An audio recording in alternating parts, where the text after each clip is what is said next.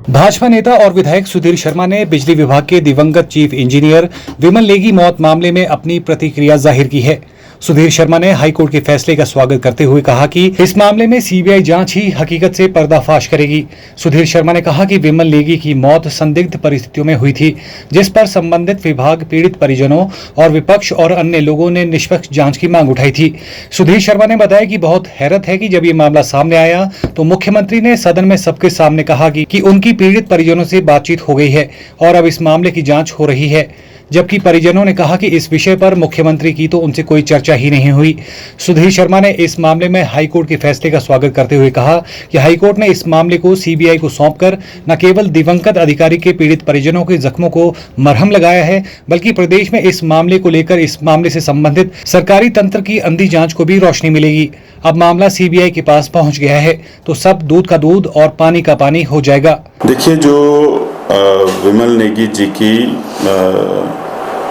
मृत्यु हुई है संदिग्ध परिस्थितियों में, उसमें शुरू से ही जो जांच हो रही थी उसके ऊपर जो है सभी ने आपत्ति जताई थी, जिसमें चाहे उनका परिवार हो, चाहे विपक्ष हो, चाहे अन्य लोग हों, विभाग के लोग हों।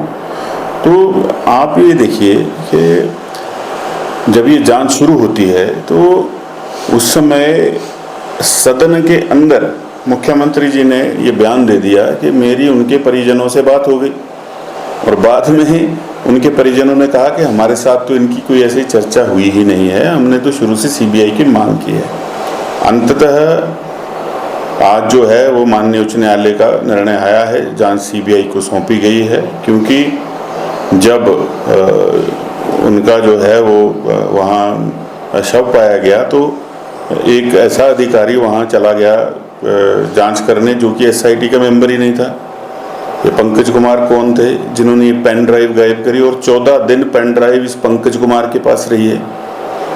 तो शिमला पुलिस जो है अगर बिलासपुर चली गई थी तो क्या इसने बिलासपुर पुलिस को, जिसकी जुरिस्डिक्शन में वो स्थान आता था, उसको क्या इन्होंने कॉन्फिडेंस में लिया?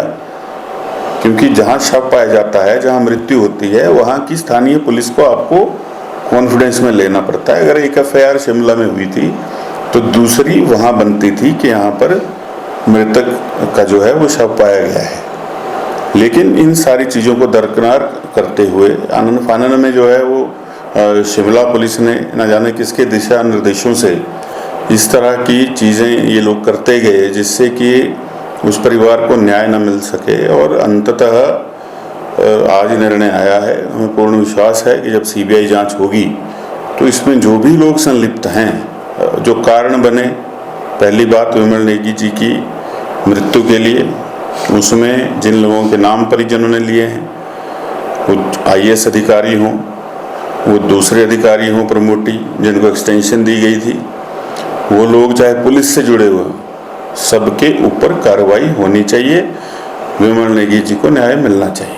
ब्यूरो रिपोर्ट, चैनल 9, धर्मशाला।